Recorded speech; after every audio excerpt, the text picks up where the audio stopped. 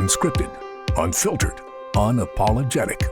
Diner stops and real talk. The voice of farmers, not politicians or promise makers. Just honest conversation about agriculture's biggest issues. At the table today.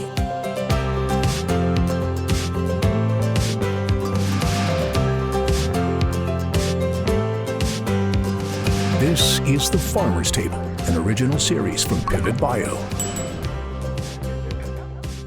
Hi, I'm Andrew McCrea, host of the American Countryside and a farmer in Northwest Missouri.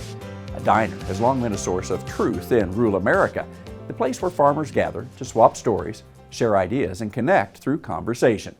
Here on The Farmer's Table, we gather the voices of experience to debate agriculture's most challenging issues. Today, the topic is labor, a hard-to-find and hard-to-keep resource all across farm country. Joining me at the table are April Hemmes of Hampton, Iowa, Jimmy Tosh of Henry, Tennessee, and Stuart Sanderson from Madison, Alabama. Jimmy kicks things off with insight on how foreign workers are so critical to his operation. Labor is tight really all across the nation. So what are you finding as far as labor? Is it tough to get labor on the farm? We're doing pretty well right now, but I will tell you, if it wasn't for the H2As and the TN visas, we'd have a very, very difficult problem. Skilled or semi-skilled people, we're not having too much problem with. It's the people, the laborers that we're having really the problem with on the farm. And we've had to change wage scales and do some other things to try to attract some people. We're not having a tremendous amount of difficulty now. So these guys are BTOs, big time operators, and I'm not. So I'm just a one-woman show on the farm, but had I known I had labor, you know, that's always the defining thing, especially in Iowa, is where do we find that part-time help? Because they farm way more throughout the year than I do, you know. I get to put my equipment away in November and pull it back out in late March, you know, but, you know, finding that labor, especially part-time, is really hard, you know. So I have high school kids that help me in the fall. Since I'm a woman farmer, I say I farm with PMS, personal manservants. So we have, hey, you have to have fun with it, you know. But so, you know, I'll send them to John Deere. I said, well, I'm sending one of the guys to John Deere. Which PMS are you sending? So, you know, we all have fun with it. But it's getting that high school help in the summer that gets me through to the fall. So. And so as technology changes on the farm, as the environment changes on the farm, as business and everything else grows around the farm, what we've tried to do is more vertically integrate our long-term employees, which gives them a better sense of the business plan, sure, the business model that we're doing, and makes them more actively involved in some of the decisions that go onto the farm. It empowers them, gives them confidence. And so if me or one of my partners are not there during that day, they are more than capable of reaching out to our equipment dealers, our suppliers, any of our network people, whether it's by using technology on the phone, just still using a phone call, they're able to do that. So that's one of the ways that we've been able to retain employees over the years, is basically making them feel more like they're part of the farm, they're part of the family, than they are an employee. Well, and technology really helps me. Absolutely. You know, when I was just having a talk with the Uber driver here, and, you know, he says, well, how do you do it all by yourself? Because I'm right at a little under 1,000 acres. And I said, heck, I've had a tractor that's driven itself for 20 years. And he goes, what? So when you explain that technology to him, and the combine, I explained all the technology I used. So I'm waiting for the autonomous stuff to come in. So when I'm old and retired, I can just sit there and farm with my iPad and watch all the stuff go on. Down south, if it loses signal, it's going to end up a subdivision. Well, that's true. You're going to jump a that's section true. road and just go to your neighbor's We'll just go place. through a fence and farm my neighbors. True. Yes, but it's a great point what you make about the technology, because what we do is we're really farming about 1,000 acres per man. Yep. And so the technology has allowed us to do that, to somewhat decrease our immediate need on labor.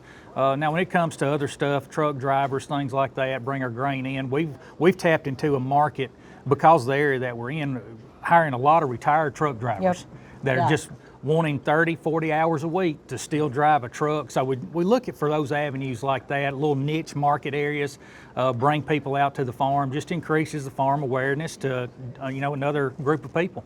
So in your livestock with the hogs, how's it look for that? Well, We've just started using TN visas the last. And what's that? They have to have the equivalent of a college education in Okay. Mexico, and they can Okay. come to this country, stay for 3 years, bring your family. They have to pay Social Security, income tax, everything. One of the downsides or downfalls is that you don't have to provide housing, but the long and short of it in our area is as scarce as it is. I think we own 40 some odd houses right now. Wow. We got people that are living in them, but it's a great source of labor. What about the future? What do you think? I think eventually we're going to have to get some solution to immigration in this country. That works for everybody. Yeah, And that, yeah. And not a Democrat or Republican, it's got to be an American solution. Farmers have always taken care of what they value. They cultivated bountiful land and fed a nation hungry for progress. As Americans dialed up, precision on the farm led to yields once thought impossible. But when it came to nitrogen, it wasn't precise or predictable enough. Farmers deserve a nitrogen worthy of who they are and what their land can provide. And now there is one. So with these different programs, how's it working for you as the immigration? It's a big issue, of course, but on the farm, what would you change, or is it working well? Well, I think going forward, as far as from an agricultural standpoint, even a manufacturing standpoint, the desire for qualified labor, I don't think is going down. No. It's going to continue to increase. So as this thing increases, it develops a bigger problem. And so when you start having bigger problems, you need more people from certain areas, it can begin to be a problem that government may want to get too involved in and put too many structures in place, over-regulate things, kind of get in the way of a process that's somewhat working good. We need to keep a streamline going as to what it is, and we just need to improve on it, not with more regulation, but just improve on the part about getting quality people to certain areas of the country, seasonal in certain areas of the country like that, and possibly the ability to network, say, from whether it's Iowa to Alabama to Tennessee in different times of the year, maybe to keep people here for a more prolonged period of time to acclimate better to what it is we do in the country, whether it's the South, North, or wherever agriculture and manufacturing is. And I think that's one of the ways that you can create a better workforce, by educating through this immigration process like that, because it's not going away. We're not going to just stop with immigration. So we have to figure out what to deal with it as it pertains to us today. Well, the biggest change in agriculture that would help us, being a livestock farmer, if you could get the H2As where they can stay here year-round. It works fine on a crop farm, but a livestock farm is 24/7. It's Yep. 365 days, 12 months a year, and they've got to go home 2 months of the year, and that's one of the bigger.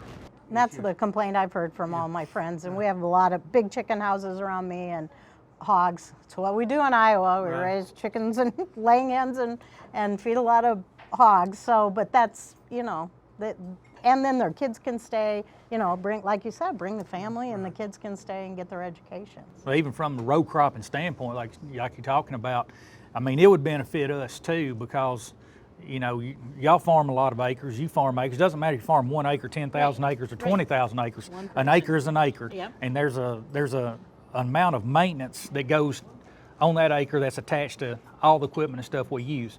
And so during the off season, I mean, that's why we built the shed and shop facility that we did, to perform more of our own maintenance, and having that workforce that they could stay there year round, to not only get more experience with the operational side of it, but the maintenance side of it, because the biggest thing we worry about is downtime, parts availability, and everything else. So if you've got qualified people there that we have worked side by side with in the winter months and the off times to understand just how this equipment works, how to replace it, what to look for, how to troubleshoot, that's just another invaluable asset that we can add to our production. Yeah, I always have people who, I want to drive your combine, I want to drive your tractor. I don't want to hand off a $500,000 piece of equipment to you who you taught school for 30 years.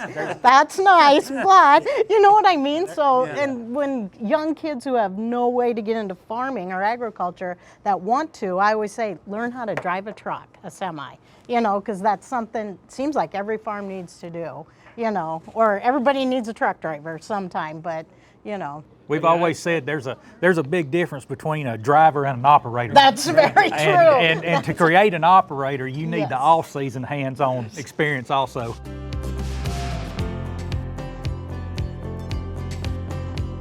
What do you do to grow up the labor force around you then? Because, you know, we talk about bringing people in from other countries, but you got to have some homegrown talent. What are you doing to get some homegrown talent and keep them? It's just looking for ways to, you know, make them feel like more than an employee. I'll give you an example. We have a uniform service for clothes. Well, it's me, it's my uncle, my cousin. We wear the same uniform, same name, same on this side, same pants, same everything as our employees. And it's really good because if we have people come up that we may not want to talk to, we all act like we're just regular employees and we send them on down the road. I gotta do that. It has its advantages. Farming is a relationship business, you know, and that's why I have the high school kids work for me, and my cousins are neighbors, and you know, I've had people call up, I need a hired man, and I go, well, I just had one of them's going to college, and you know, got a job just with a text message and met them, but bringing that next generation in and giving them the love of the farm.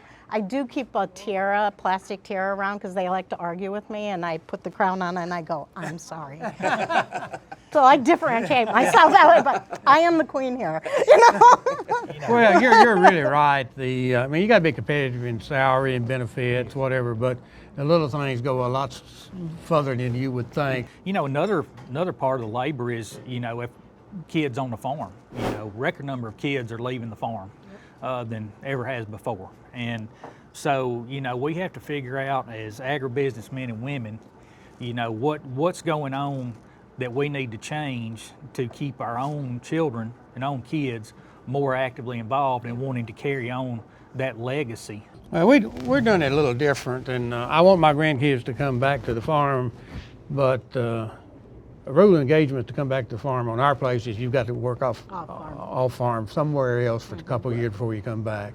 I think that allows you to see how other businesses operate and other rules that they operate under, and so that's one of our rules for my grandkids. Now, my kids didn't do that, and I think I made a mistake not making them work off the farm for a couple of years, but I hope my kids go to school, and I want them, grandkids go to school and college and get an education, but I do want them to come back, but I think they need to see how the rest of the world operates. Yeah, and you have to know it's their passion. Yes. The farm is my passion, and we have a daughter, and it wasn't her passion, you know. She loved it, but she's in Seattle, works at University of Washington, but we were just having a conversation of 401k, where should she put her money and all this, and I go, you're not gonna have to worry about that. You'll have the farm income. And she goes, Mom, that's not a retirement, that's a responsibility. And I went, I did something right. You know, when you hear them say that it's a responsibility of caring for it, and that's a lot of that generation, you know. She may not come back, she'd be a heck of a good farmer. She may not come back, but she'll care for it, and she knows what's involved. So keeping them involved is number one. A legacy now in the hands of 3 great farmers, all trying to balance today's demands with the needs of the future. We thank April, Stuart, and Jimmy for sharing their honest and candid insights. I'm Andrew McCrea. See you next time on The Farmer's Table.